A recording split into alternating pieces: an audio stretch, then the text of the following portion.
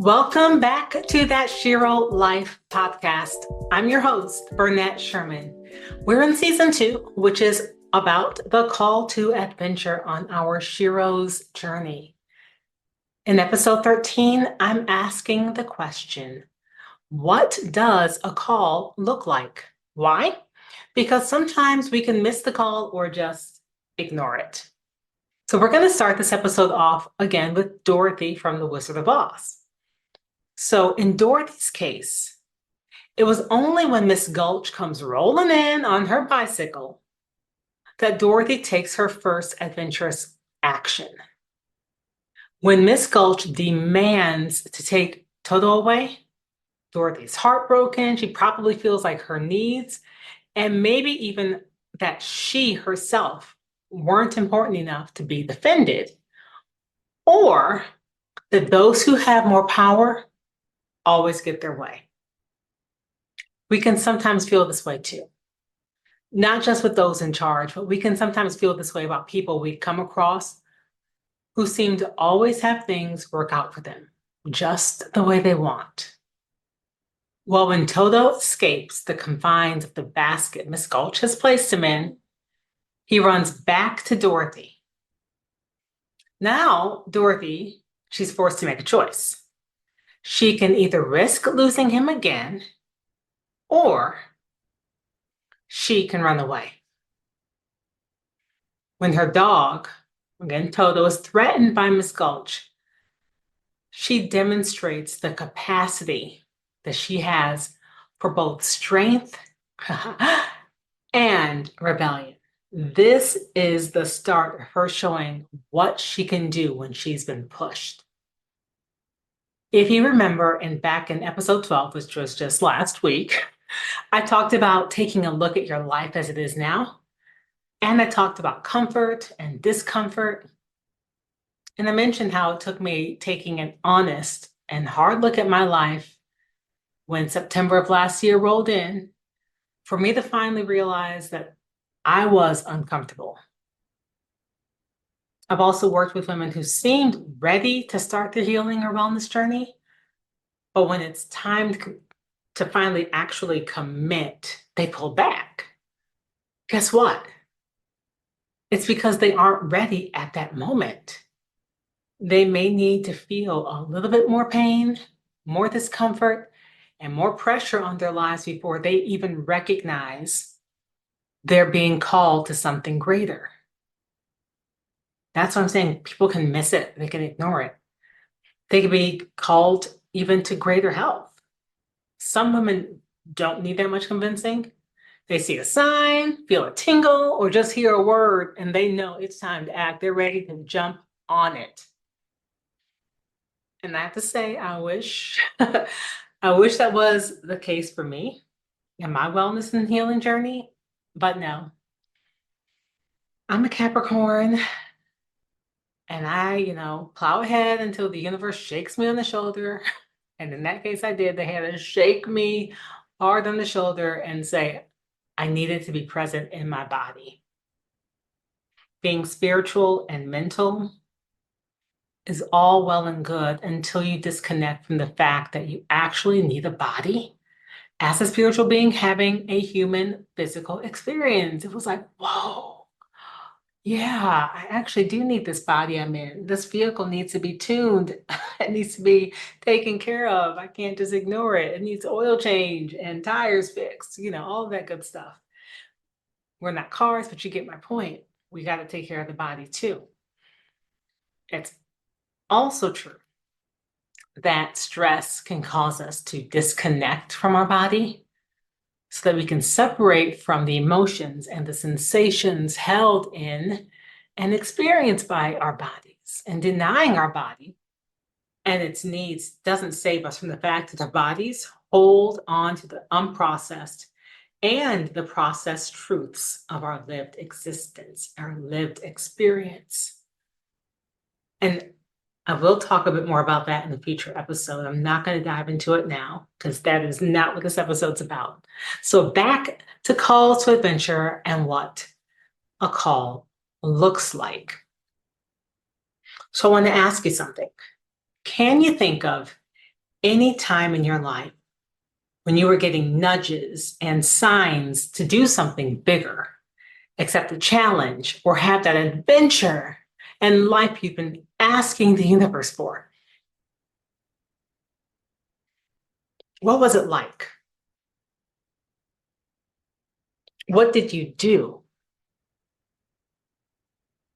Were you able to recognize it for what it was?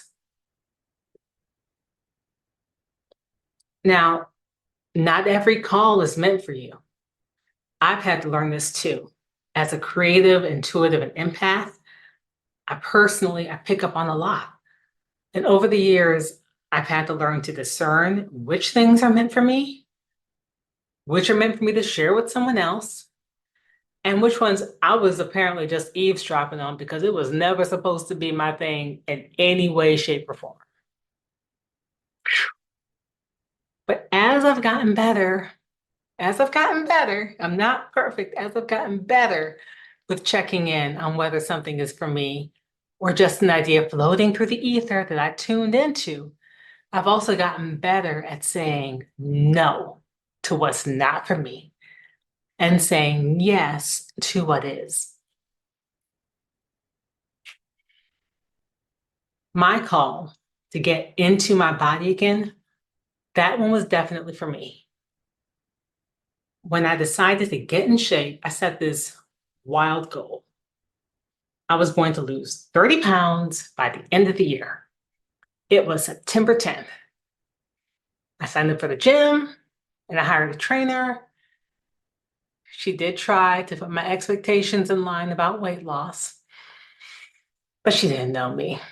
Remember that thing I mentioned in the last episode about hyper focusing on the goal? Well, I went all in studying nutrition and exercise and mindset. And over 3 months, I transformed my body naturally. No drugs, no surgeries, nothing. I just worked out. I exercised. I treated my body right. I treated my mind right. I treated my spirit right.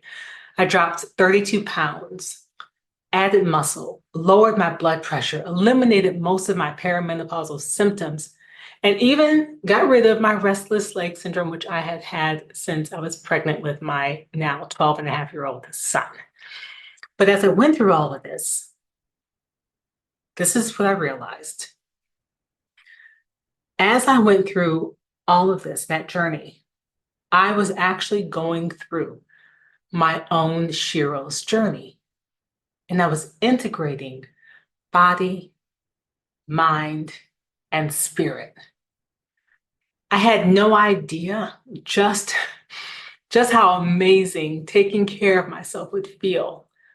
But I did know how I felt not taking care of myself. Everything I was feeling, along with the lump I found in my breast, was my personal call to adventure. That's what it looked like for me, all of those things. I knew that if I had something serious going on, I needed to be ready for battle, period. And what do Shiros do when they're about to embark on some challenge? They train. What did I do? I trained. Now, it does help that I'm a writer and write stories of Shiros on these adventures that required them to go through an entire transformation. And those transformations always include some physical aspect, something physical that they have to do. When I finally got the results for my biopsy back in December, let me just pause, because if you remember, this whole process started in August. Let's just say that. But it was negative for cancer. But by that time, I changed in so many ways. Our adventures, whatever they are leading us somewhere. We have a destination. Sure, the beginning of the adventure for me was driven by a need for physical health. But a call to adventure doesn't mean you'll only get that one change from it. It is really hard to separate one aspect of your existence from everything else. It's going to have some rub off. what I wanted to do with my life shifted, but I still had my weaknesses, of course, because every hero knows that they have strengths, but they also have weaknesses, and they're oftentimes related. But by the end of the year, I knew things had to change. I was excited about where I was personally, mentally, emotionally, spiritually, where I was going. I got certified as a nutrition coach so I could have this information for myself and my family. If I help someone else, great. I studied women's fitness and menopause because I needed it. I even got certified as a personal trainer for similar reasons. This is the thing. For the first time, I realized I did all this studying, all this learning and seeking and personal growth, not for other people or to help other people. I didn't do it for anyone outside of me, maybe except for my husband, my kids, to help them because I'm the mom, I'm the wife, you know? I didn't do it for them though. I started with me. The first person I sought to serve was myself. Yes, I acted selfishly, but I knew I was at a point where if I started with myself, then if I chose to help others, I could. But I had neglected putting on my own oxygen mask for too long. And when we keep doing that, we will be depleted. We will not have anything to serve from. I wasn't even thinking about how I might leverage it as a coach, but rather how I could maintain my health and my wellness for a lifetime using everything I learned. I wanted to be well. I needed to be well. I had to do it for me. Now, after paying for all that education, taking the time and the energy and the resources to invest in that, and people asking about what I knew or for advice, I did seriously consider doing personal training. I mean, like, I was like, well, I have this. I may as well do it. I may as well use this. Then I had one of those come to Burnett moments when I quickly remembered that I have a very strong personal value of freedom. And that value is not aligned with ongoing daily training sessions in person or online. Those meet someone at 8 o'clock or 7 o'clock, 3 days a week. That was just not me. And my daughter tried to encourage me to do fitness on Instagram, but my freedom again, and the fact that I'm not trying to look perfect. Hello, there's bloating, there's hair, there's makeup, there's outfits. Oh my God. And post videos on a daily basis. That also made it a non-starter. No. So I still have all this info and interest in helping women reclaim their physical power, but I'm doing it in a way that aligns with who I am. I almost feel like, this is another call to adventure, but, what does it look like? It doesn't look like what I thought it was going to look like. I'm doing it in a way that aligns with who I am. I've got my newsletter, my Facebook group, writing for a magazine, wellness topics, incorporating it into my rom-com books, the Walking Club series, using it in my holistic Share Life coaching, and also with online fitness coaching, which doesn't require the, meeting with someone live in person multiple days a week online or offline. So doing it my way. Now, this is one thing I figured out at my age. When you have never really fit in, I mean, like, you've always been kind of an outsider, it can give you a little more freedom to try and do things in different ways. That's what I allow myself to do, different ways. We are strongest and most able to create and manifest when our bodies, staying fit and healthy, our minds which allow time for creativity, our intelligence, thought, and introspection, and our spirits, which is being in connection and flow with self, others, and the energy that flows through everything. When all of those aspects are connected and working together, that's when we are most able to create and manifest. So whatever your call to adventure looks like, at some point, it's probably going to need to integrate those three things. It's also beautiful that while I won't be confined to being just one thing, hello, I can accept this now, especially after being alive for more than 4 decades. But I realize there are certain themes that still weave through everything I do. They just keep coming back. It's just part of me. So yeah, I'm a writer, intuitive coach, and podcaster. These are some of the hats I wear, but most of the work is in support of helping women show up as the authors and heroes of their lives. We can think of our lives like a series rather than just one book. You've got the main arc you have that's going to go through all the adventures on this grand life journey. However, you may have many stories within that. So all these stories that have their own adventures. One adventure could be choosing to get married or to get divorced. That's a whole story and journey on its own, right? Then you decide to have a child. Or later on, to move into a 55 plus community.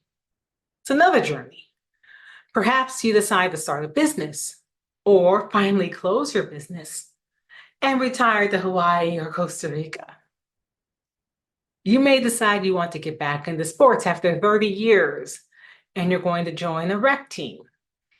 Or you may be more competitive and decide you're going to get your body and physique in tip-top shape for a physique competition. Or you may want to be an athlete in your everyday life. You know, keeping up with kids, work, social events, and all the things you need to do while maintaining your health and energy. Those can all be calls to adventure. So when you think about what a call to adventure looks like, it can look like a lot of things. It doesn't have to be ginormous.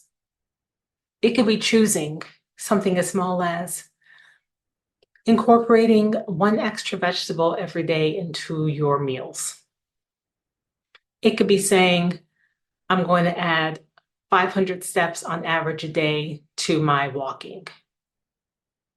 Or I'm going to take the flight of stairs at work rather than the elevator when I come back from lunch. It can be that small. It could be a little bit bigger. Perhaps you're saying, I've really been wanting to pursue a new opportunity at work, and I'm going to schedule a meeting with my boss to talk about it. Or I'm really outgrowing where I'm at, and I'm going to update my resume and start sending it out, or attend networking events so I can meet other people who I might be able to, connect with and develop new opportunities. Your adventure is going to be as unique as you are, and no one else can define it for you. You know what you want. The universe knows what you want. You guys need to want it together, right? So you stick with it. You have to say, okay, this is the call to adventure. What's it going to look like? You have to answer that, because it's going to look different for every person. It could be small. It could be a micro adventure. It could be a major epic adventure. Maybe you really are ready to move to the other side of the world. Maybe you're older and you're ready to go back into the workforce in a different field. Start something brand new. Finally, build a business that you've been wanting to build. Share a message, write a book. It could be a lot of different things. So when you ask, what does a call to adventure look like? The answer can be endless. So I'm going to pose it a different way. From where you're sitting right now, listening to this, or standing or walking, listening to this, when I ask, what does a call to adventure look like for you? What comes to mind? What are you thinking of for your call to adventure? I would love to know. I would love for you to drop a note, send me a message, a comment about what your call to adventure is. So before we get into the mini message, of course, I'm going to give you an affirmation this week. I want to say a little bit about the affirmations that I give. So a lot of people like affirmations. They're an easy way to kind of get into a mindset, an intentional mindset around something that we'd like to manifest, create, have. I don't believe we should rely on affirmations to make shifts in our mind. They can help us refocus our energy, but we should not rely on them. There's so many other tools that are at our disposal that that are that I would consider easy to do and can last without having to repeat a lot of affirmations. And you'll know this when I do these, I just repeat them 3 times. You do it, in the morning and the night, but you hold on to that energy throughout the day of what you want, and you take inspired and intentional actions. And if you saw my newsletter from last week, if you didn't see it, I encourage you to take a look at it. It's on Substack. But I talk about inspired and intentional action the past couple weeks. Honestly, right now, I can't remember if that was this past Friday or the Friday before. But go back and look at that. I think it's a very important topic of like how to take action. It's not just an affirmation, but it's inspired and intentional action. And these affirmations just help to get you into a mindset so that you can be inspired and intentional in your action. So for this week's affirmation, here we go. I am called for greater things than I can imagine, and the universe supports me in my journey. I am called for greater things than I can imagine, and the universe supports me in my journey. I am called for greater things than I can imagine, and the universe supports me in my journey. Yes, yes, yes. Woo. Thank you, thank you, thank you.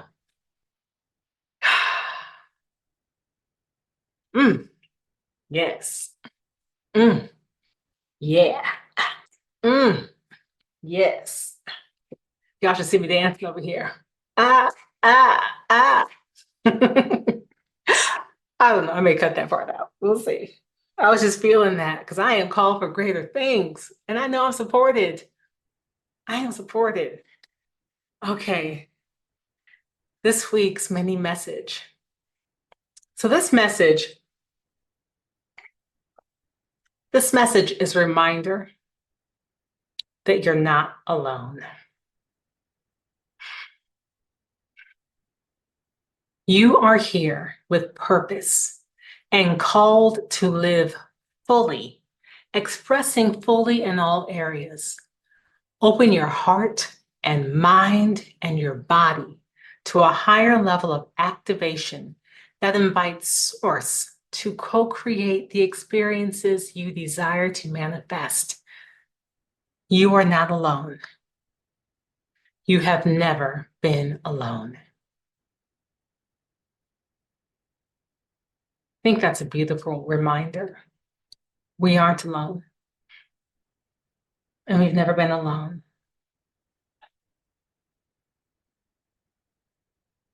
Shiro, if you aren't getting my newsletter and updates, please be sure to subscribe to Epic Living with Burnett on Substack.